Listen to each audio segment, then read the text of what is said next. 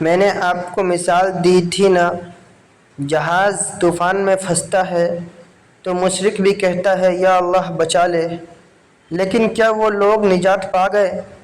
نہیں۔ جب وہ خشکی پر واپس آتے ہیں تو پھر سے اپنی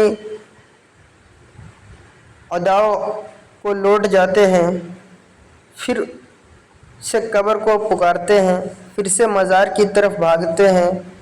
سن لو میرے بھائیوں، توحید ربوبیت کا اقرار مشرک کے پاس بھی ہے، لیکن اطاعت صرف موحد توحید پرست کے پاس ہوتی ہے۔ یہ وہ نقطہ ہے جو نجات دلاتا ہے۔ توحید الوہیت کا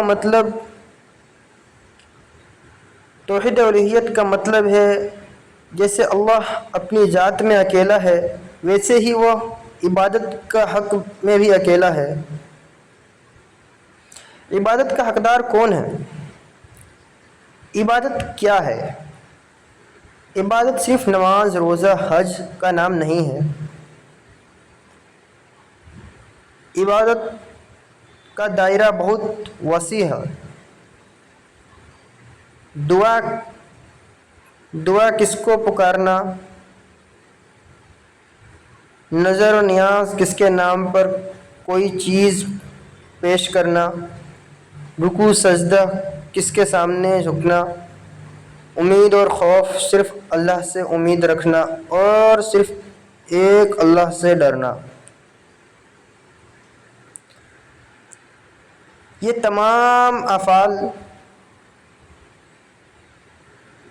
جنہیں ہم عبادت کہتے ہیں، ان کا حقدار صرف اور صرف وہ ذات ہے جو ان کے بغیر بھی بے نیاز صمد ہے۔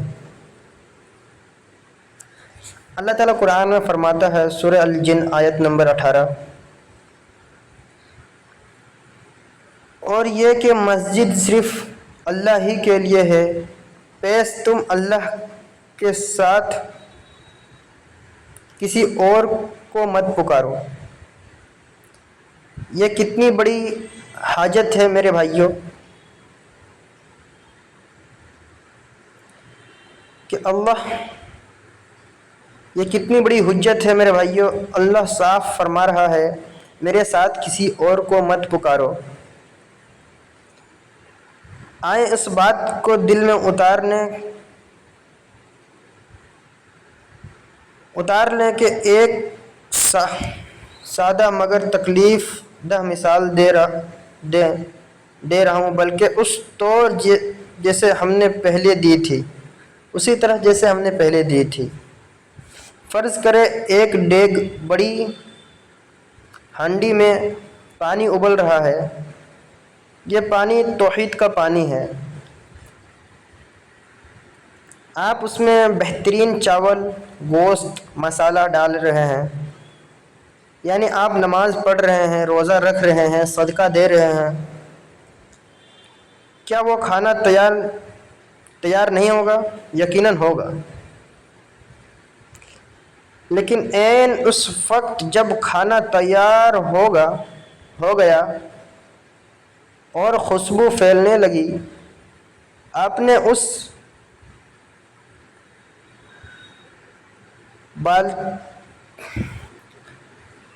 اس ابلتی ہوئی دیگ میں ایک بوند گندا پانی ڈال دیا۔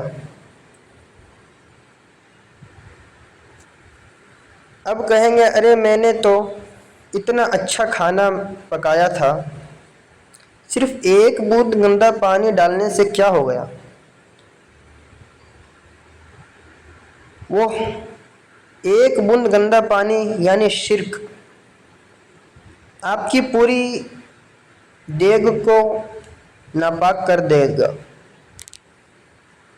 آپ کی ایک بوند گندا پانی شرک یعنی آپ کی پوری دیگ کو، کھانا کو خراب کر دے گی۔ آپ کوئی اس کھانے کو ہاتھ بھی نہیں لگائیں گے۔ کیا اللہ کا کلام اس سے زیادہ واضح نہیں ہے؟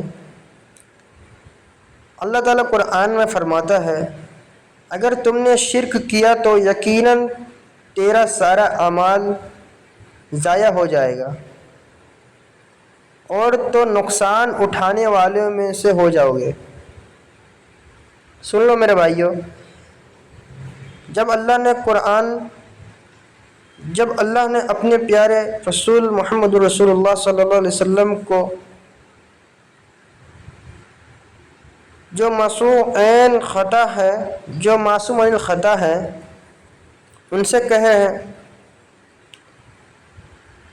سے کہا کہ اگر تم نے شرک کیا تو تمہارے اعمال ضائع ہو جائیں گے، تو ہمارا کیا حال ہوگا؟ ہمارے اور آپ کے اعمال کا کیا حال ہوگا جو پہلے ہی کمزور ہیں؟ لہذا آپ کی طویل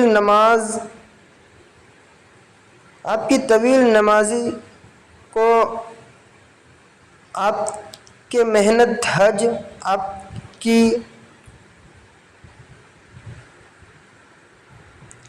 آپ کی راتوں کی عبادت،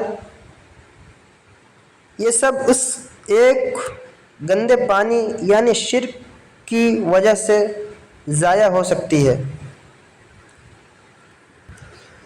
اللہ کون ہے؟ اللہ وہ ہے جو معاف کرتا ہے مگر شرک کو معاف نہیں کرتا۔ اللہ تعالیٰ قرآن میں فرماتا ہے، سورہ نساء آیت نمبر 48، یقیناً اللہ اس بات کو معاف نہیں کرے گا کہ اس کے ساتھ شرک کیا جائے، اور اس سے کم جو کچھ بھی ہو وہ جسے چاہے معاف کر دیتا ہے۔ میرے بھائیو، کیا ہم اس ذات کے در کو چھوڑ کر کسی اور دروازے پر دعا مانگیں گے جو ہمارے سارے اعمال کو ضائع کر دیں گے؟ توحید الوہیت ہمارے دل کی رگ رگ میں اتر جانی چاہیے۔ میری دعا صرف اللہ کے لیے، میری امید صرف اللہ سے، میری نیاز، میری نظر صرف اللہ کے نام پر۔ اگلے حصے میں ہم اللہ کے ناموں اور صفات کی توحید پر بات کریں گے تاکہ اللہ کی پہچان مزید مکمل ہو سکے۔